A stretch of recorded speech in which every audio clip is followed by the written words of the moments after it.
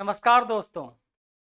आज जब इज़राइल और हमास के बीच बीच युद्ध चल रहा है, तो शायद इसे सभी धर्म युद्ध के नाम से पुकार रहे हैं और बोल रहे हैं कि यह युद्ध कोई क्षेत्र के लिए नहीं लड़ा जा रहा है, बल्कि यह युद्ध धर्म के लिए लड़ा जा रहा है और इसे धर्म युद्ध का नाम वो दे रहे हैं।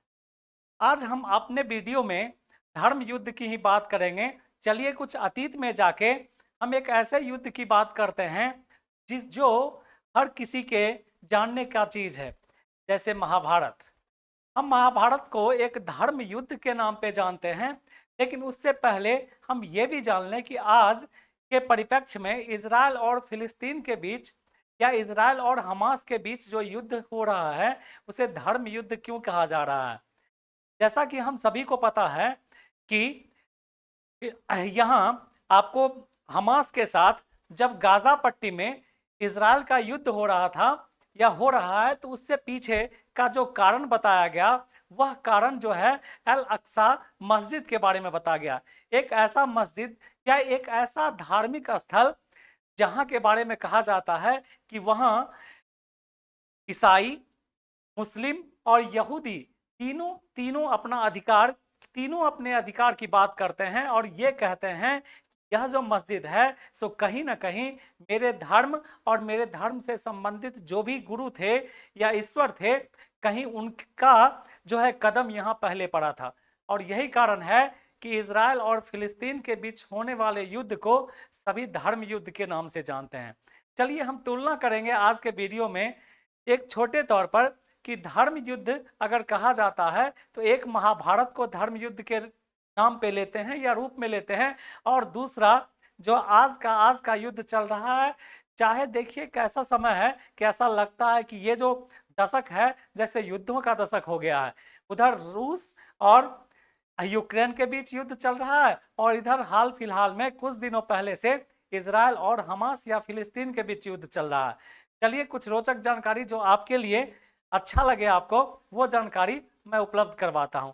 आपने महाभारत का नाम सुना होगा। ये महाभारत की रचना जिस महाभारत की रचना महर्षि वेद व्यास ने की थी, उस महाभारत को पांचवें वेद शास्त्र के रूप में जाना जाता है। पांचवें वेद शास्त्र के रूप में जाना जाता है। इसी महाकाव्य से आपको बहुत अच्छे से पता होगा, इसी महाकाव्य से भगवत गीता की रचना हुई थी या उसका उद्गम हुआ था। गीता में कुल 1 लाख श्लोक आते हैं, कुल 1 लाख श्लोक गीता में आते हैं। इसी कारण से गीता को सत सहस्त्री संहिता भी कहा जाता है। अगर महाभारत की बात करते हैं तो महाभारत धर्म और अधर्म के बीच लड़ा जाने वाला एक ऐसा युद्ध था जिसे धर्म युद्ध के नाम से सभी जानते हैं। हम इस बात पे भी बात करेंगे कि क्या युद्ध के कोई नियम होते हैं क्या। आदिकाल में जब महाभारत लड़ा गया तो उस समय युद्ध के कुछ नियम बने थे या नहीं बने थे, और आज के परिप्रेक्ष्य में जब युद्ध लड़ा जाता है, जैसे प्रथम विश्व युद्ध हुआ या सेकेंड वर्ल्ड वॉर जो हुआ, क्या उसमें युद्ध के कुछ नियम थे या नहीं थे। ये रोचक जानकारी आपको अच्छी लगेगी, इसलिए आपके लिए मैं यह ढूंढ कर लाया हूँ। महाभारत युद्ध होने से पहले महाभारत युद्ध के लिए भी कुछ नियम बनाए गए थे, और उस नियम को बनाने की जवाबदेही किसे थी, तो भीष्म पितामह को दी गई थी। भीष्म पितामह ने उस नियम को बनाया जिसे उस समय 7 नियमों के रूप में जाना जाता है कि ये जो हैं 7 ऐसे नियम थे जिस नियम के तहत ही महाभारत का युद्ध लड़ा जाए। पहला नियम यह था कि युद्ध समाप्ति के बाद जब युद्ध लड़ा जाए, सबसे पहले तो युद्ध हमेशा सूर्योदय के बाद और सूर्यास्त से पहले ही लड़ा जाएगा। ये पहला नियम था। दूसरा नियम ये था कि युद्ध समाप्ति के बाद कोई भी योद्धा एक दूसरे से छल कपट की बात नहीं करेंगे, बल्कि एक दूसरे से प्यार की बात करेंगे। तीसरा नियम यह था कि रथी रथी से लड़ेगा, हाथी हाथी से लड़ेगा और पैदल सेना से ही लड़ेंगे। चौथा नियम यह था कि एक वीर एक ही वीर से लड़ेंगे। यह महाभारत का चौथा नियम था। पांचवा नियम यह था कि निहत्था पर कोई अस्त्र से वार नहीं करेगा। छठा नियम यह था कि युद्ध में जो सेवक काम करते हैं उन पे कोई हमला या अस्त्र से वार नहीं करेगा। ठीक है। सातवां नियम यह था कि एक वीर एक ही वीर से युद्ध करेंगे और युद्ध समाप्ति के बाद सभी एक दूसरे के साथ प्यार से बात करेंगे और सहयोग स्वरूप बात करेंगे। यह महाभारत के युद्ध का नियम था जिसके आधार पर युद्ध लड़ा गया। लेकिन यह भी कहा जाता है कि भीष्म पितामह ने नियम तो बना दिए, लेकिन शायद पहले ही दिन से ये सारे नियम टूट चुके थे, पहले ही दिन से इन नियमों को तोड़ा जा रहा था। ये महाभारत पढ़ने के दौरान हम सभी को पता है।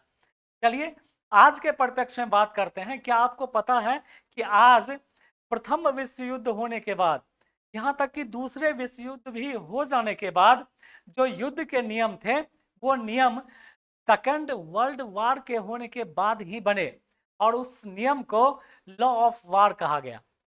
लॉ ऑफ वार कहा गया।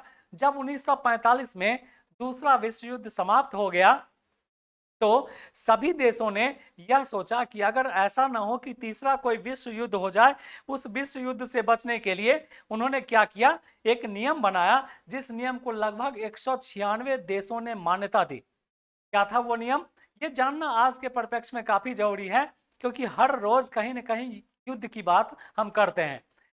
स्विट्जरलैंड की राजधानी जनेवा में एक बैठक हुआ जिसमें लगभग सभी देश भाग लिए और उसे जनेवा कन्वेंशन के नाम से जानते हैं। और उसी में यह नियम भी बना। कब बना, तो सेकेंड वर्ल्ड वार के बाद लगभग 1949 ईस्वी में। और इसका दूसरा नाम इंटरनेशनल ह्यूमैनिटेरियन लॉ भी कहा जाता है। इस नियम के पे लगभग 196 देश जो हैं वो इस पे सिग्नेचर किए थे, साइन किए थे इस नियम को बनाने के बाद। इसमें कुछ जो विशेष रूल्स थे उसके बारे में हम आपको बताते हैं कि अगर युद्ध एक देश के अंदर अगर लड़ा जाएगा तो ये नियम उस पर लागू नहीं होंगे। अगर युद्ध दो देशों के बीच लड़ा जाएगा तभी ये नियम जो है उस पर लागू होंगे। अगर युद्ध दो देशों के बीच लड़ा जाता है, इसमें नियम यह भी बनाया गया था, लगभग 161 नियम बनाए गए हैं, 161 रूल्स लागू किए गए हैं युद्ध लड़ने के नियम आज के परिप्रेक्ष्य में। लेकिन हम कुछ ही नियम की बात करते हैं जो आपके लिए काफी इंटरेस्टिंग है। अगर दो देशों के बीच युद्ध अगर लड़ा जा रहा है तो युद्ध करने से पहले हर देश दूसरे देश के लोगों को इस बात की जानकारी देगा कि हम आप पे आक्रमण करने वाले हैं या युद्ध करने वाले हैं। हमला करने से पहले चेतावनी निश्चित देना है और दिया जाएगा। आम नागरिकों को उस देश में युद्ध होने से पहले उस देश से निकालना भी देश का ही काम होगा कि आम नागरिकों को उस देश से निकाला जाए। आम नागरिकों को निकालना जरूरी है। दुश्मन देशों के सैनिक अगर सरेंडर करना चाहते हैं, अगर आत्मसमर्पण करना चाहते हैं तो उनके साथ बुरा बर्ताव नहीं किया जाएगा। ये कुछ विशेष नियम हैं जो जनेवा कन्वेंशन के थ्रू लगभग 1979 ईस्वी में जो लॉ ऑफ वार बना उसके तहत निर्धारित किए गए थे। नियम उल्लंघन करने वाले को युद्ध अपराध माना जाएगा, ऐसा नियम था। चलिए इस वीडियो के माध्यम से और हम कुछ और देखते हैं जो क्या था। लॉ ऑफ वार क्या होते हैं, युद्ध के नियम 1949 में बनाए गए थे। युद्ध के नियम, युद्ध के कुल 161 नियम बनाए गए थे। ठीक है, कहा जाता है कि इस और जंग में सब जायज है, लेकिन 1939 से 45 तक चला था सेकेंड वर्ल्ड वार। 1949 में स्विट्जरलैंड की राजधानी जनेवा में ये नियम बनाए गए थे।